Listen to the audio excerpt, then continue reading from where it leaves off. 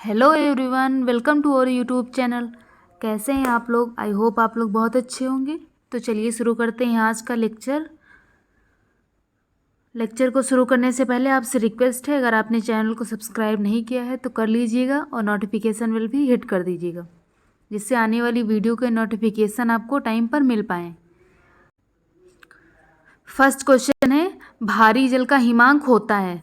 Option A है 3.82 degree Celsius, option B है 4.82 degree Celsius, option C है 5.82 degree Celsius and option D है 6.82 degree Celsius. तो भारी जल का जो हिमांक होता है कितना होता है? तो यह होता है 3.82 डिग्री सेल्सियस भारी जल का हिमांक होता है। क्वेश्चन नंबर 2 है, ईसीजी एक है। ऑप्शन ए है इलेक्ट्रोसिफेलोग्राफ, ऑप्शन बी है एंडोस्पेपोग्राफ, ऑप्शन सी है electron cardiograph and option D है इलेक्ट्रोकार्डियोग्राफ। तो जो ईसीजी है इसका फुल फॉर्म क्या होता है? तो इसका फुल फॉर्म होता है इलेक्ट्रोकार्डियोग्राफ। ऑप्शन डी इसका सही आंसर है। इसका प्रयोग जो है हार्ट बीट नापने में किया जाता है, इसे भी आप लोग याद रखिएगा, ईसीजी का प्रयोग।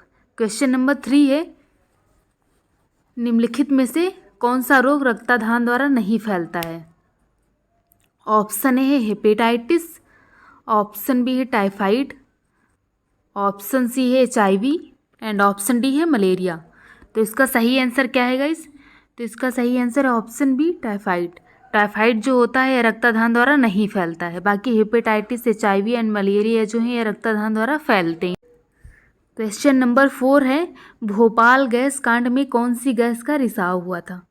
ऑप्शन ए है साइनाइड, ऑप्शन बी है नाइट्रोजन, ऑप्शन सी है methyl isocyanate and option D है क्लोरीन। तो ये बहुत ही बेसिक क्वेश्चन है, पूछा जाता है भोपाल गैस कांड जो है कब हुआ था और इसमें कौन सी गैस का रिसाव हुआ था।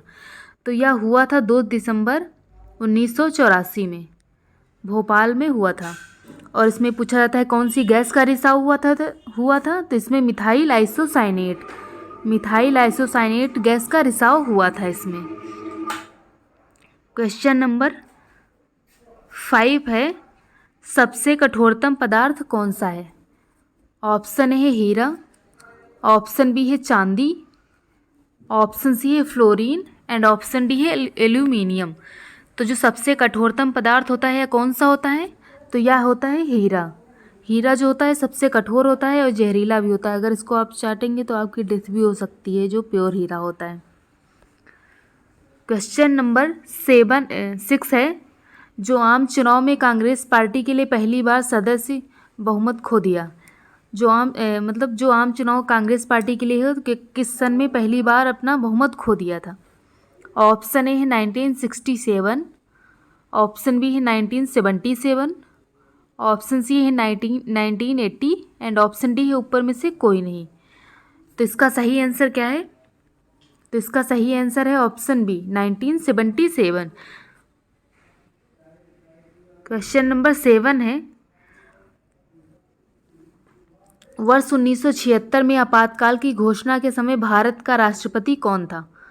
ऑप्शन ए है वीवी गिरी, ऑप्शन बी है ज्ञानी जेल सिंह, ऑप्शन सी है Fakhruddin Ali Ahmed and option D है शंकर दयाल शर्मा।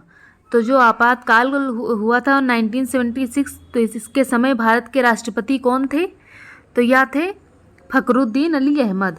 और पूछा जाता है अगर PM प्रधानमंत्री कौन थे, तो वह थी इंदिरा गांधी। इसे भी आप लोग याद रखिएगा, इंदिरा गांधी प्राइम मिनिस्टर थी और प्रेसिडेंट जो थे वो फकरुद्दीन अली अहमद थे। ऑप्शन सी इसका सही आंसर है। क्वेश्चन नंबर 8 है, जो देश के निम्नलिखित राज्यों संघ शासित क्षेत्रों में से एक कुल आबादी का प्रतिशत जनजातीय आबादी प्रति 50 से अधिक है? ऑप्शन ए है अंडमान और निकोबार द्वीप समूह, ऑप्शन बी है दादर और नागर हवेली, ऑप्शन सी है Himachal Pradesh and option D है पुडुचेरी। तो इसका सही आंसर क्या है गाइस? कमेंट करके बताइएगा आप लोग। तो इसका सही आंसर है अंडमान और निकोबार द्वीप समूह। क्वेश्चन नंबर 9 है, भगत आंदोलन निम्नलिखित में से किस जनजाति से संबंधित है? ऑप्शन ए है बिरहोर, ऑप्शन बी है कोल, ऑप्शन सी है संथाल एंड ऑप्शन डी है भील। तो जो भगत आंदोलन है यह किससे संबंधित है? तो इसका सही आंसर क्या है? तो इसका सही आंसर है ऑप्शन डी भील। और पूछा जाता है कौन सी जनजाति इंडिया में सबसे ज़्यादा पाई जाती है भारत में? तो वह है भील जनजाति। भील जनजाति जो है सबसे ज़्यादा मात्रा में पाई जाती है। और भगत आंदोलन भी किस जनजाति से संबंधित है? तो यह संबंधित है भील जनजाति से। इसे भी आप लोग याद रखिएगा। क्वेश्चन नंबर 11 है, एलिफेंटा की गुफाएं मुख्य रूप से किस वंश से संबंधित हैं? ऑप्शन ए है चालुक्य, ऑप्शन बी है राष्ट्रकूट, ऑप्शन सी है चेर एंड ऑप्शन डी है चोल। तो जो है एलिफेंटा की गुफाएं हैं किस वंश से संबंधित हैं? तो इसका सही आंसर है guys option B Rashtrakuta. Rashtrakuta से संबंधित है एलिफेंटा की गुफाएं। क्वेश्चन नंबर 12 है, तोमर राजपूतों द्वारा बनाया गया किला राज पिथौरा कहाँ पे है? तोमर राजपूतों के द्वारा जो पिथौरा किला बनाया गया था वो कहाँ पे स्थित है? ऑप्शन ए है नई दिल्ली में, ऑप्शन बी है ग्वालियर में, ऑप्शन सी है अगरतला में एंड ऑप्शन डी है आगरा में। तो जो आपसे पूछा जाएगा पिथौरा किसने बनवाया था, तो यह तोमर के राजपूतों ने बनाया था। और ये कहाँ पे है? तो इसका सही आंसर है ऑप्शन ए नई दिल्ली। तोमर राजपूतों के द्वारा जो पिथौरा किला बनाया गया है यह नई दिल्ली में स्थित है। क्वेश्चन नंबर 12 है, दादा साहब फाल्के की शुरुआत कब हुई थी? 13 है। 13 नंबर है, दादा साहब फाल्के पुरस्कार की शुरुआत कब हुई थी? ऑप्शन ए है 1963 में, ऑप्शन बी है 1966 में, ऑप्शन सी है 1969 में एंड ऑप्शन डी है 1970 में। तो दादा साहब फाल्के की जो शुरुआत हुई है ये कब हुई थी? दादा साहब फाल्के पुरस्कार की शुरुआत तो यह हुई थी 1969 में। ऑप्शन सी इसका सही आंसर है। दादा साहब फाल्के की शुरुआत जो है यह 1969 में हुई थी। ऑप्शन सी इसका सही आंसर है। क्वेश्चन नंबर 14 है, बासोश्री पुरस्कार किस सरकार द्वारा दिया जाता है? ऑप्शन ए है आंध्र प्रदेश, ऑप्शन बी है गुजरात, ऑप्शन सी है कर्नाटक एंड ऑप्शन डी है महाराष्ट्र। तो जो बासुश्री पुरस्कार है किसके द्वारा दिया जाता है, किस सरकार के द्वारा? तो यह दिया जाता है कर्नाटक सरकार द्वारा। ऑप्शन सी इसका सही आंसर है। क्वेश्चन नंबर 15 है, स्थिर ताप पर गैस का आयतन कम करने पर उसके दाब पर क्या प्रभाव पड़ेगा? ऑप्शन ए घटेगा, ऑप्शन बी है बढ़ेगा, ऑप्शन सी है स्थिर रहेगा कोई परिवर्तन नहीं होगा एंड ऑप्शन डी है कोई नहीं। तो स्थिर दाब पर गैस का आयतन कम करने पर उसके दाब पर क्या प्रभाव पड़ेगा? तो वह बढ़ेगा। तो इसका सही आंसर है ऑप्शन बी बढ़ेगा।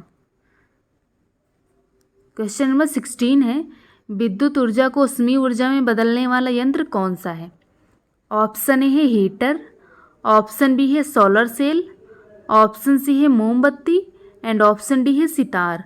तो विद्युत ऊर्जा को उष्मीय ऊर्जा में बदलने वाला यंत्र जो है इसका नाम हीटर है। ऑप्शन इसका सही आंसर है। हीटर जो है यह विद्युत ऊर्जा को उष्मीय ऊर्जा में बदलता है। क्वेश्चन नंबर 17 है, सौर ऊर्जा को विद्युत ऊर्जा में बदलने वाला यंत्र कौन सा है? ऑप्शन ए है हीटर, ऑप्शन बी है सोलर सेल, ऑप्शन सी है मोमबत्ती एंड ऑप्शन डी है सितार।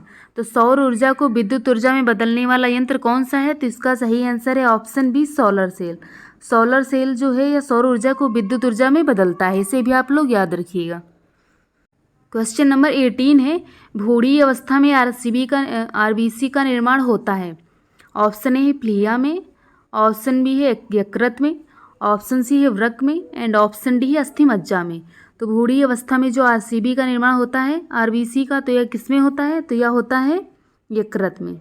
आरबीसी का निर्माण यकृत में होता है, नॉट आरसीबी। क्वेश्चन नंबर 19 है, यकृत में ऑर्निथिन चक्र का क्या कार्य है?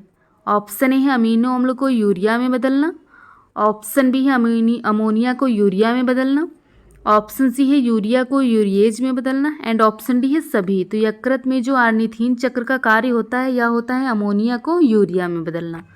ऑप्शन बी इसका सही आंसर है। क्वेश्चन नंबर 20 ये है आज का लास्ट क्वेश्चन। उससे पहले आपसे रिक्वेस्ट है, अगर आपने चैनल को सब्सक्राइब नहीं किया है तो कर दीजिएगा, और आपको वीडियो पसंद आई हो तो वीडियो को लाइक कर दीजिएगा और शेयर करना भी मत भूलिएगा। तो क्वेश्चन नंबर 20 है, प्राचीन काल में ज्योतिष शास्त्र का पहला प्रसिद्ध विद्वान कौन था? ऑप्शन ए है बाणभट्ट, ऑप्शन बी है आर्यभट्ट, ऑप्शन सी है विशाखदत्त एंड ऑप्शन डी है कात्यायन फिफ्थ। तो प्राचीन काल में ज्योतिष शास्त्र का पहला प्रसिद्ध विद्वान कौन था? बहुत इंपॉर्टेंट क्वेश्चन है। तो इसका सही आंसर है ऑप्शन बी आर्यभट्ट। आर्यभट्ट जो हैं वो ज्योतिष शास्त्र के सबसे पहले प्रसिद्ध विद्वान थे, इसे आप लोग याद रखिएगा।